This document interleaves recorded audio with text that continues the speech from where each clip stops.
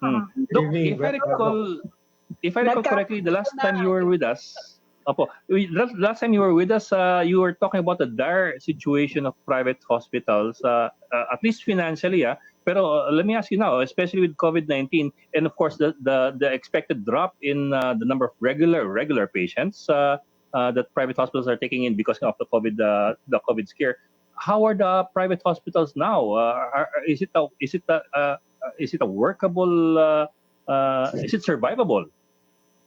Dito po sa NCR, at least 10 to 15 hospitals are already overloaded. And then some in the provinces like in Cebu, Iloilo, and Bacolod, even in Bohol, some private hospitals po are overloaded already. But generally, all over the Philippines, meron pa rin po tayong available na ICU, about 53%. 53%. Isolation room po, yung provide ng government, about 53% also. Ang kukunti na lang po is yung quarantine na yung wards, about 43%. But what is good is yung ating mga ventilators, 73% po available all over the Philippines. Kaya lang po, natin, because NCR is i-increase talaga eh. That's why we are already 61,266. And then, syempre ang mga pasyente, most of them will go to the private hospitals. Kaya po, ang nangyayari, overloaded talaga po yung mga big hospitals natin, especially in the National Capital Region.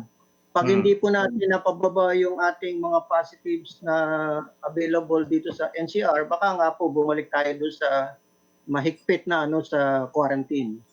Well, Doc, I meant to ask you not just about the big hospitals. Kasi yung big hospitals, kahit paano may huhugutan yan eh. For example, St. Luke's, Makati Med, kahit paano malaking kapital nila, may huhugutan yan eh. But most of the hospitals, I would assume, in this country, are smaller to medium-scale hospitals. I meant to ask you kanina, in my earlier question, with COVID-19 and yung effect ng COVID-19 doon sa inyong loading, sa inyong finances, how are the hospitals doing right now with regard to yung whether or not they can survive, the hospitals can survive this crisis?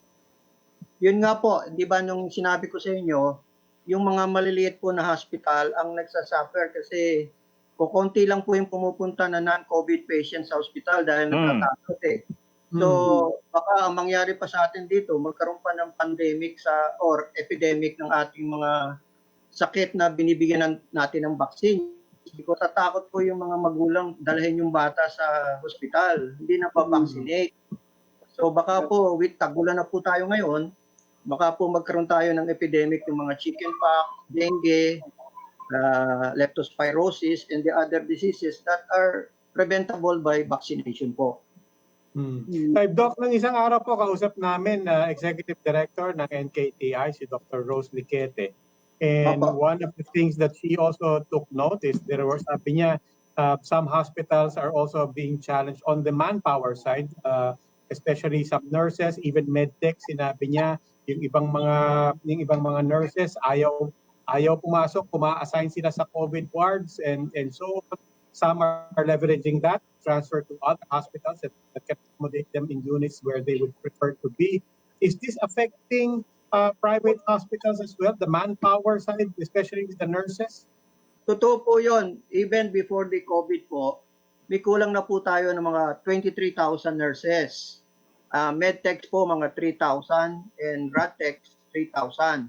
Ngayon po, with the advent of the COVID, marami po yung tinamaan.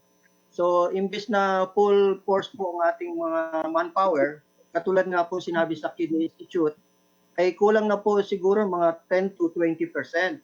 Ganon din po nangyayari sa aming mga hospital. For example, in our own hospital here in Parañaque, 2 po yung nurse na tinamaan, 1 doktor, 3 medtech, 2 Radtech.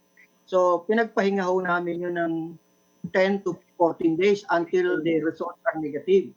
So, imbes na makapag-handle po kami ng 50 patients sa aming hospital ngayon, it's down to about 10 only to 15. Ngayon po, positive sa aming hospital is about 3.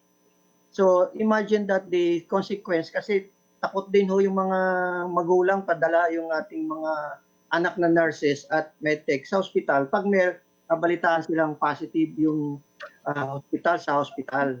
Even one doctor and recently dalawa pong doktor pa ang namatay, one in Cavite and the other one ngayon lang ata hong gabi namatay yung isa. So tumaas na po yung bilang namin sa doctors na namatay na about 36 if I'm not mistaken. Oh, dear.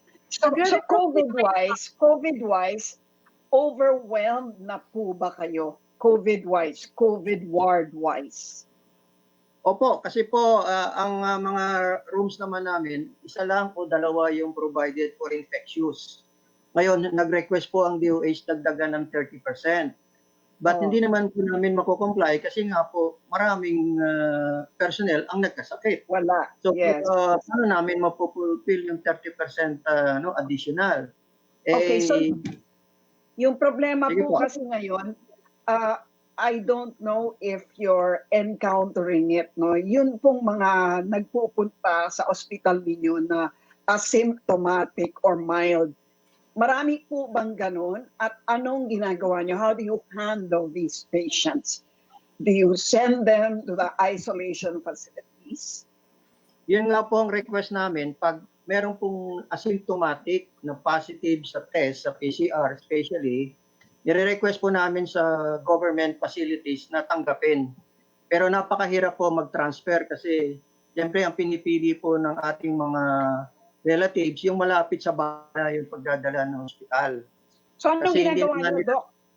Opo? Anong ginagawa nyo?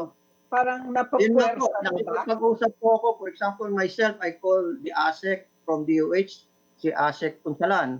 Kasi siya in charge po sa mga hospital. Kung saan po may available na COVID pa na bakante, papalipat ko po doon. Kasi po, Pumapayag pinalaman naman. ng mga relatives na merong positive po sa isang hospital na private, usually, hindi na sila pupunta.